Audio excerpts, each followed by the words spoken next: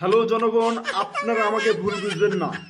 আমি আপনাদের ভুল বোঝানোর জন্য আগামী সংসদীয় নির্বাচন হবে, সেই নির্বাচনে আমি এমপি পদপ্রার্থী।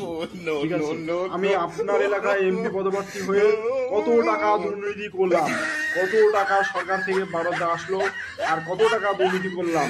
ধরেন 50 কোটি টাকা বরাদ্দ আসলো, জনগণ ভাবতেছে আমি মনে হয় 70 কোটি টাকা দুর্নীতি করছি, কিন্তু কখনো না।